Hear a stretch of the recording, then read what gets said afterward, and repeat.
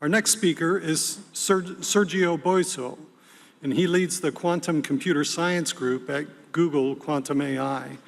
The mission of Google Quantum AI is to build best-in-class quantum computing for otherwise impossible problems. This Quantum Computer Science Group builds quantum and classical computer science and engineering to materialize useful quantum computing. Sergio has a doctorate in physics from UNM, and he was a research professor at USC and a postdoc at Harvard and Caltech. Previously, Sergio worked as a computer engineer. Please welcome Sergio as he shares some of the latest quantum progress and observations from Google.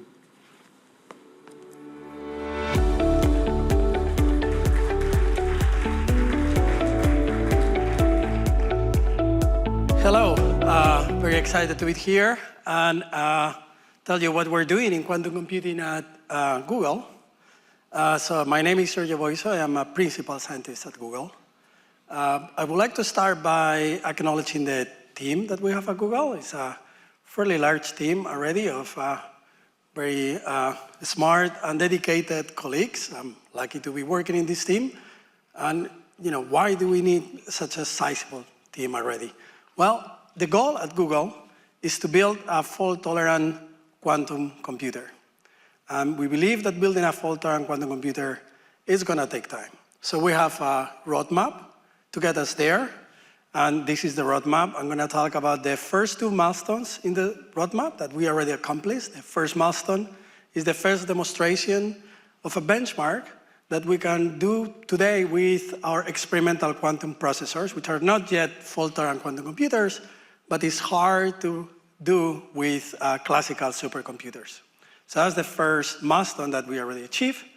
The second milestone is what we call the logical qubit prototype, and I will also talk about that. So this is the first demonstration of error correction starting to work.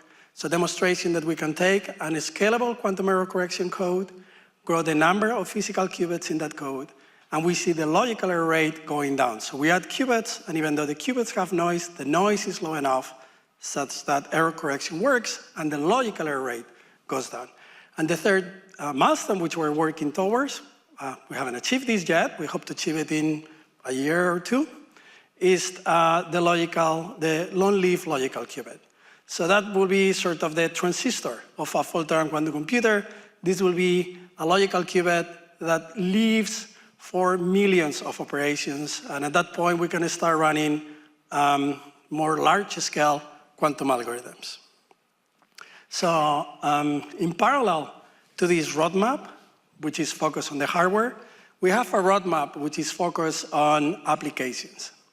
So the first milestone of this roadmap that we are already, is already an ongoing program, is an early access program for partners to work on scientific discoveries. It's mostly using experimental quantum processors with experimentalists, normally in academia, to find out exciting applications that we can already realize with the experiments we can do today.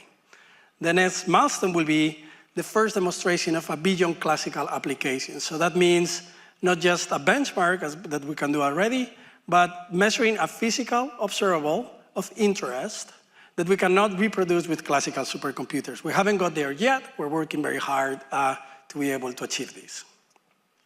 So let's talk about the first milestone, which is this benchmark of the first well-defined computation that you can do with today's experimental quantum processors, and it's had to do with supercomputers. This is called random circuit sampling.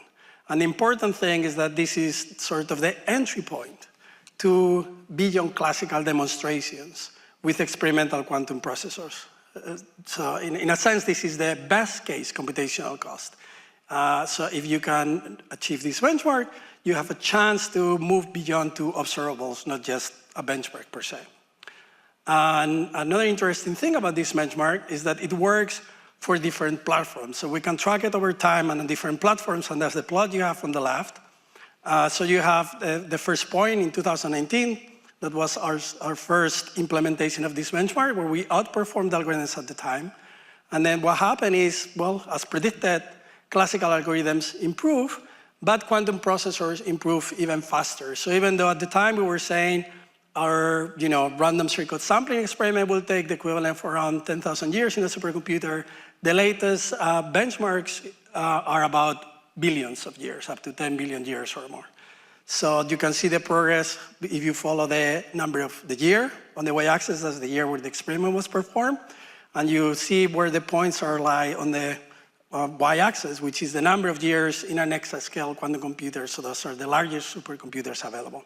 You see 2 points in this benchmark for every experiment or year. The lower point is the estimated cost if you assume infinite memory and infinite bandwidth. So that's sort of a mathematical lower bound. You can never do below, you can never simulate this benchmark below this point because, of course, you don't have infinite memory or bandwidth. And the spread comes from taking into account memory constraints. And you can see in different colors, different platforms. Blue is our experiments that you can also compare with other platforms or other superconducting qubit platforms or even a recent experiment in ions. And you see this large spread, meaning, well, it's getting to the point where even with infinite memory, this benchmark is already hard. But of course, once you take into account memory and bandwidth, this benchmark is already in the billions of years. So as I said, this is the entry point to other applications in quantum computing. We can also do a very similar benchmark, but not in the digital realm. Random circuit sampling is sampling the output of circuits. But you can sample the outputs of general quantum evolutions, or ergodic evolutions, it's called. So now you just evolve with a Hamiltonian. That's the plot on the left. And on the right, well, you see also how this benchmark is progressing. Also looking at different platforms here, you have an experiment on neutral atoms and other experiments in superconducting qubits by ourselves and a different superconducting platform.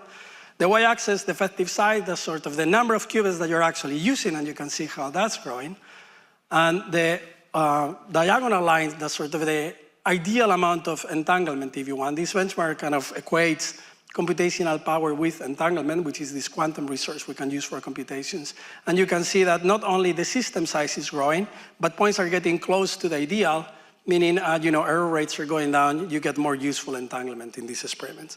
So again, it's a different version of the same benchmark, now applied to analog simulations, because we believe there are many interesting physical experiments you can do with today's experimental quantum processors, not just running circuits, but also running more physical analog experiments. Okay, so now that we have these benchmarks and we know that the computational power is already there, of course we want to look for different applications.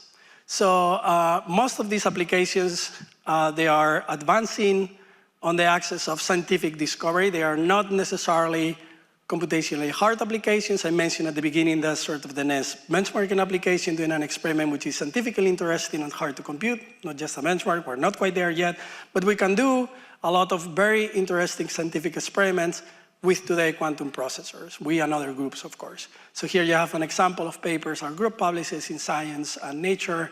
Some of these experiments have what we call discoverinos. So it's not quite a discovery. Well, it's something that you find out for the first time by using an experimental quantum processor. So experimentalists going there, they do an experiment, they found out an interesting result that we didn't know before. So it's a discovery. We call it discoverinos because the benchmarks today can still be simulated classically.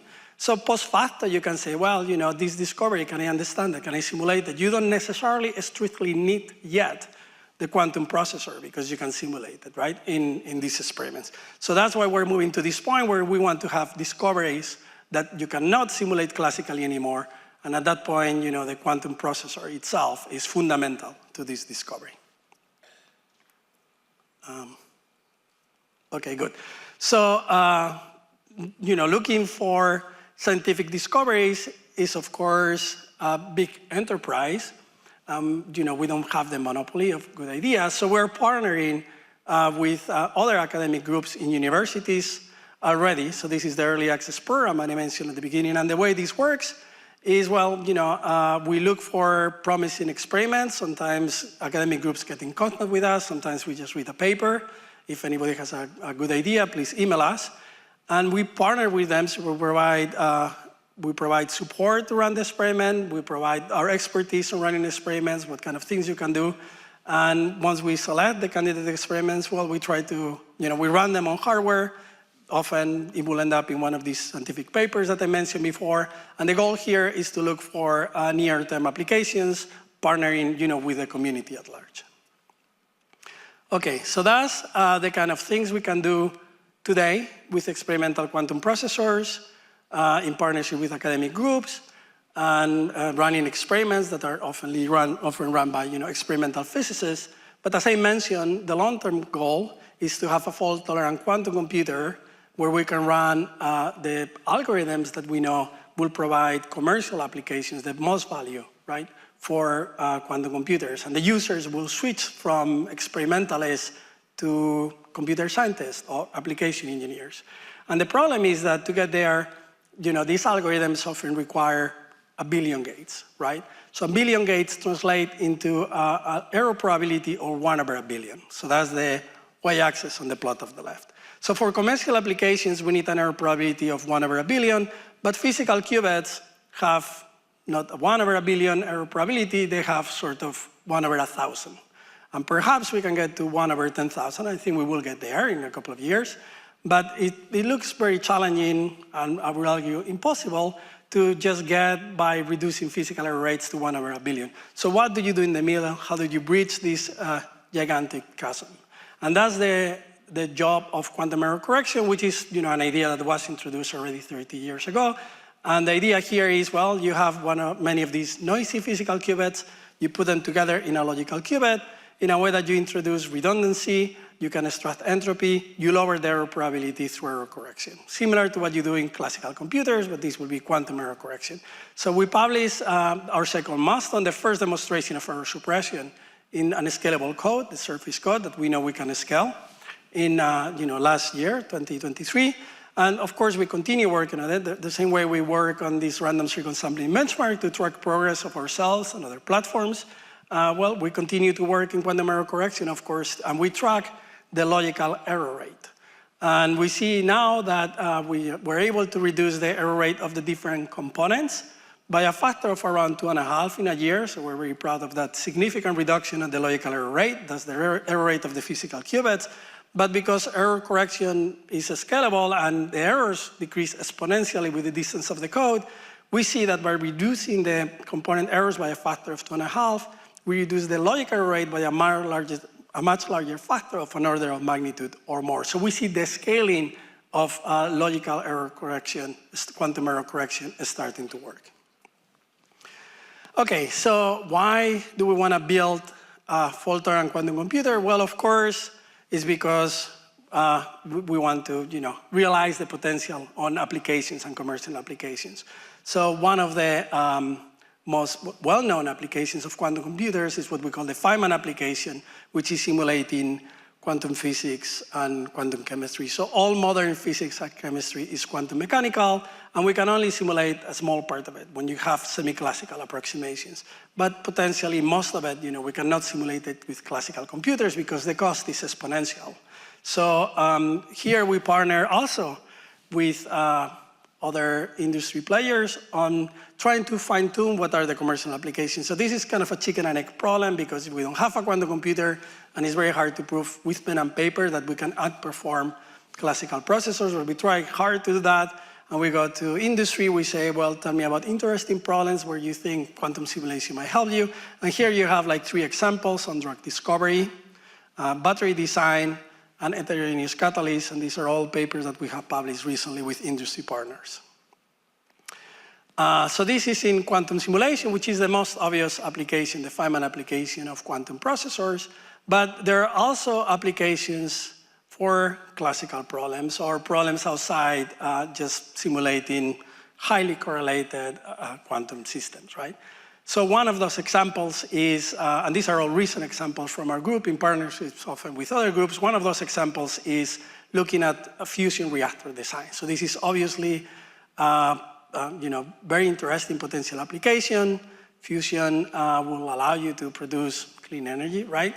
And we found, working with Sandia, who are experts in fusion reactor design, we found out that we could speed up exponentially one of the problems that they are interested about to be able to simulate and improve the design of fusion reactors.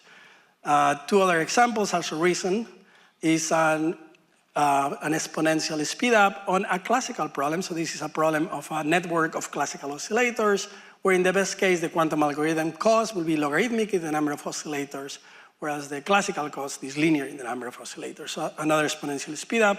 And finally, we put out also very recently a paper on a new exponential speedup for classical optimization. This is sort of the holy grail because classical optimization is ubiquitous, but it's very hard to prove with pen and paper or to convince yourself with enough rigor that you're outperforming on classical algorithms. So we recently put an example of that, a paper in the archive. So looking for applications, though, is still hard. We're doing our best with partnering with other groups, but we also partner with the Tesla Foundation to announce the X Prize for quantum applications. So this is a multi-million-dollar prize looking for real-world applications of quantum processors. It's open to everybody, and people can send applications today. Next year will be the phase one where we start selecting finalists.